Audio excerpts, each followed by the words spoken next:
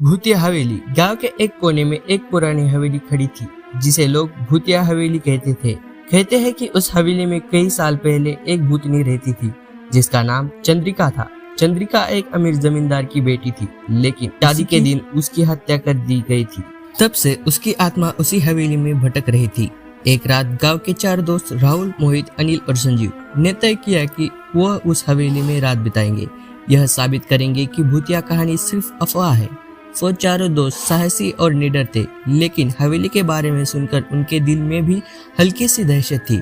रात को जब वो हवेली के अंदर पहुंचे तो सब कुछ सामने लग रहा था, लेकिन जैसे ही रात गहराने लगी अजीब अजीब आवाजें आने लगी। हवेली की पुरानी दीवारें और फर्श चरमराने लगी। अचानक एक दरवाजा अपने आप खुल गया और एक ठंडी हवा का झोंका आया।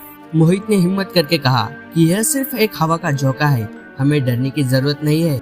चारों दोस्तों की दिल की धड़कनें तेज हो गई थी। उन्होंने एक दूसरे की ओर देखा और बिना कुछ बोले वहां से भागने लगे। हवेली के बाहर आकर उन्होंने चैन की सांस ली। उनके चेहरे पर पसीना और डर साफ नजर आ रहा था।